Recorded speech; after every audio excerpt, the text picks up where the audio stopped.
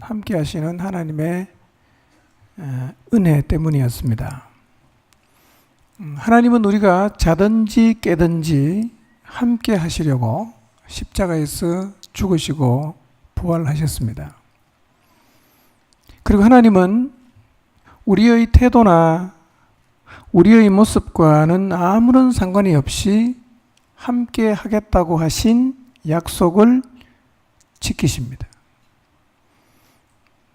내가 하나님을 까마득히 잊고 사는 그 순간에도 하나님은 여전히 나와 함께 하십니다. 내가 하나님을 오해해서 하나님 싫다고 떠나갈 때에도 하나님은 여전히 나와 함께 하십니다. 지나간 시간 동안 여러분이 하나님을 거의 기억하지 못하고 살았다고 해도 한 번도 하나님은 여러분을 떠나신 적이 없습니다. 다만 내가 하나님을 잊고 살았을 뿐입니다. 그분은 지금도 여기에 여러분과 함께 하시고 계십니다. 나와 함께 하시는 여기 계시는 하나님을 1분 동안만 한번 묵상해 보겠습니다. 여기 계시는 그분에게 짧은 시간이지만 여러분의 마음을 한번 그분에게 나누어 보시기를 바랍니다. 혹시 여러분의 삶이 너무 힘들고 곤고하다면 왜 하나님께서 내게 이런 삶을 주셨는지도 그분에게 한번 물어보시기를 바랍니다. 자, 지금부터 제가 한 1분 정도 시간 드리겠습니다. 딴 생각하지 마시고 여기에 와 계시는 지금까지 여러분과 함께 하셨던 그분을 생각하십시오. 그분에게 묻고 싶은 얘기 있으면 물어보시고 마음으로 한번 교통해 보시기를 바랍니다.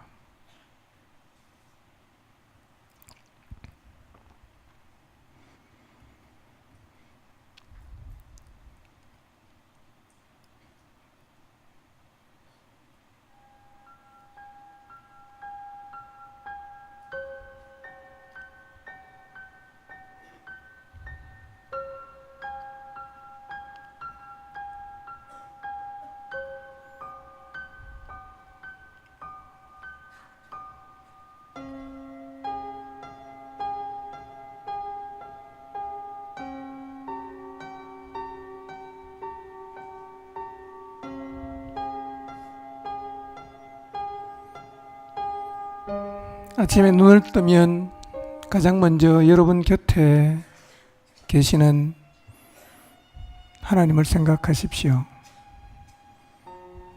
차를 타고 출근하는 그 운전 중에도 하나님이 여러분과 함께 계신다는 사실을 인식하십시오.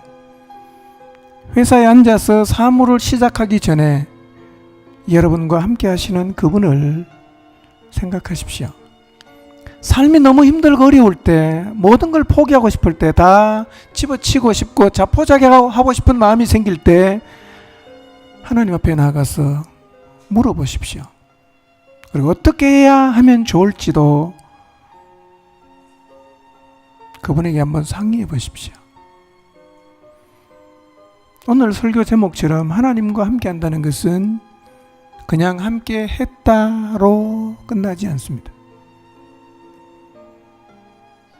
하나님께서 우리에게 약속하신 내가 너와 함께 하겠다는 약속은 그 어떤 약속과도 비할 수 없는 최고의 약속입니다. 돈 얼마를 주겠다는 얘기도 아니요.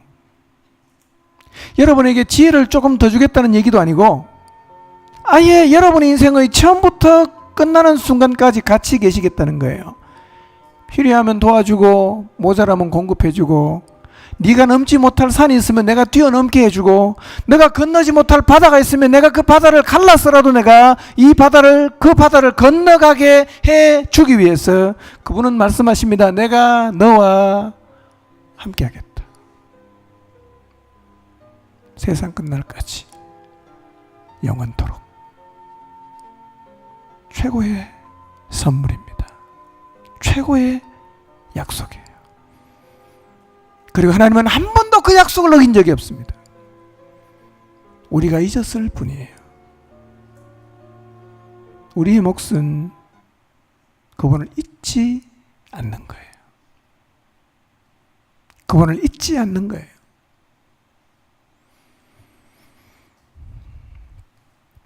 분명히 말씀드릴 수 있는 것은 하나님은 전지하신 분이십니다.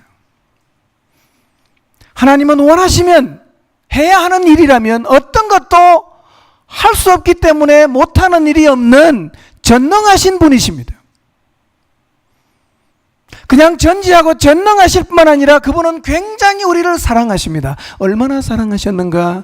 아들을 우리에게 보내어 아들을 죽게 할 정도로 우리를 사랑하십니다.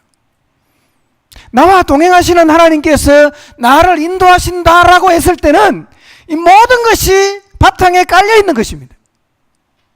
바로 하나님께서 여러분과 함께 하시면서 여러분의 인생을 그렇게 지금도 인도하시고 계세요. 그러나 요셉의 삶을 통해서 보았던 것처럼 그렇다고 해서 우리의 인생에 고난이 없는 것은 아니에요.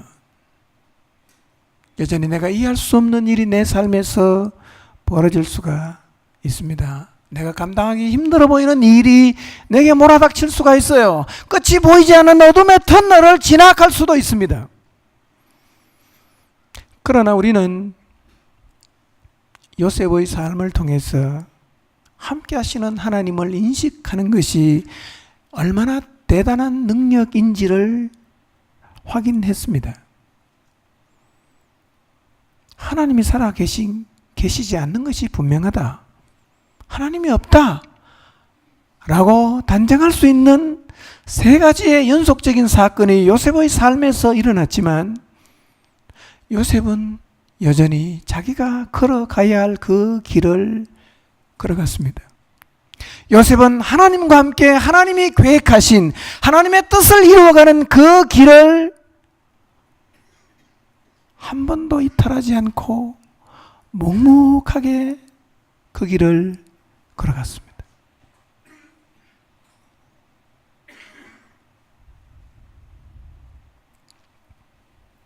요셉을 기억하십시오.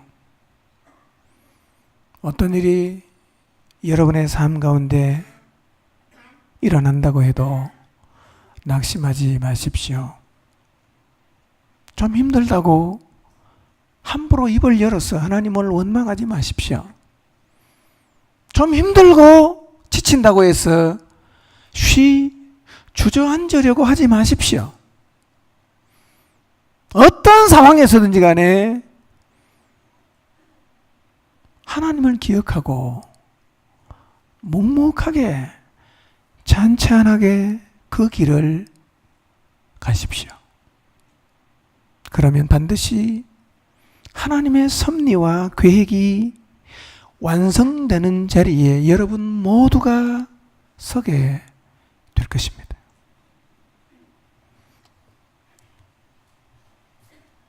낮 시간에 제가 말씀드렸습니다.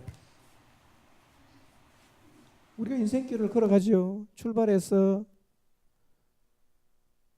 인생의 마지막 순간에 언젠가는 도달하게 됩니다. 여기가 현재예요. 내가 지금까지 하나님을 잘 믿고 신앙생활에 왔어요. 생각해 보니까 내가 원하고 내가 기대하는 일은 너무 안 이루어졌어요. 내가 하나님께 그렇게 많이 기도한 일 가운데 응답된 게 별로 없어요. 그래서 관두고 싶어요. 포기도 하고 싶습니다. 아들이 장가가게 해달라고 그렇게 기도했는데 여전히 안 돼. 아들 예수님 믿게 해달라고 그렇게 기도했는데 여전히 안 믿어요. 부모님을 위해서, 남편을 위해서, 아내를 위해서 그렇게 많이 내가 하나님 앞에 기도했는데 이루어지질 않아요. 그러나 우리의 미래에는 어떤 일이 펼쳐질지는 알 수 없지만 분명히 알 수 있는 것은 하나님은 우리가 하나님이 걷게 하시는 그 길을 이탈해 가지만 않는다면 반드시 하나님의 뜻이 이루어지는 완성되는 자리에 하나님께서 나를 이끌어 가실 것입니다. 그렇다면 지금 내 인생이 완전히 어둠의 터널을 지나서 곤두박질 쳐 있다고 해도 결국은 내가 갈 길이 여기 아니겠어요? 하나님의 사랑이 있어요. 하나님의 전지하심과 전능하심으로 내 인생을 결국은 이리로 끌고 갈 거니까 지금 내 상황이 어떠든지 간에 우리는 여기에 그리고 여기에 서게 하실 하나님을 기대하면서 내가 걸어야 할 그 길을 찬찬하게 묵묵하게 받아들이고 걸어갈 수 있을 거예요. 주님이 여러분과 함께 하시는 이유는 함께하는 그 자체가 목적이 아니라 결국에는 여러분과 함께해서 여러분의 인생을 하나님이 계획하신 그 자리로 끌고 가기 위해서 주님께서 여러분과 함께 하시는 거예요. 그러므로 나와 함께 하시는 하나님을 기억할 수만 있다면, 하나님이 걷게 하시는 길에서 내가 벗어나지만 않는다면 반드시 우리는 여기에 서게 될 것입니다. 아멘입니까? 하나님 그렇게 하실 거예요.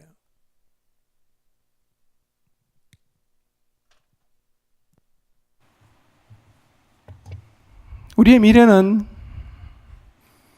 하나님이 전지하심으로 계획해 두신 그 길에 서게 될 것입니다. 요셉을 보세요. 노예 생활도 최선을 다해서 하잖아요. 모든 것을 포기하고 하나님 없다라고 한번 그렇게 하나님 앞에 큰 소리치고 내려놓고 싶은 그 감옥 생활, 억울한 누명을 쓰고 바르게 살겠다고 몸부림쳤지만 결과가 감옥 생활. 그러나 감옥 생활도 최선을 다해서 했습니다. 그가 감옥에서 벗어날 수 있는 마지막 기회라고 생각했던 그 기대가 무너진 자리에서도 그는 묵묵히 그 길을 걸어갔습니다. 저는 여러분 모두가 요셉처럼 하나님과 동행하시기를 바랍니다. 어둠의 터널을 지나고 계십니까? 주저앉지 마십시오. 경제적으로 코너에 몰려 있습니까? 찬찬히 그 상황에서 최선을 다하십시오. 하나님을 놓치지 마세요. 함께 하시는 하나님을 기억하십시오. 결국 우리 모두는 나와 함께 하시는 하나님을 인식하며 살 수만 있다면 우리 인생의 마지막은 하나님의 뜻을 이루는 자리에 서게 됩니다. 이것이 바로 그리스도인의 저력입니다. 이것이 바로 그리스도인의 저력입니다. 사랑하는 성도 여러분, 어떤 일을 만나도 그냥 가십시오. 어떤 상황에 서더라도 그대로 가십시오. 낮추시면 낮춘 자리에서, 고난을 당하게 하시면 고난을 당하는 자리에서, 비난을 받으면 비난을 받는 자리에서 그냥 계속 가시면 돼요. 우리의 끝은 뭐예요? 하나님의 뜻이 이루어지는 자리에 서는 것입니다. 우리에게를 이탈하지 않고 포기하지 않고 나와 함께 하시는 하나님을 인식하며 하나님과 함께 그 길을 완주할 수만 있다면 우리 모두는 다 하나님의 뜻이 완성되는 자리에 서게 될 것입니다. 요셉이 그 자리에 서서요. 이게 가장 영광스러운 자리입니다. 저는 여러분 모두도 여러분의 인생의 마지막 순간이 바로 요셉이 섰던 저 자리가 되시기를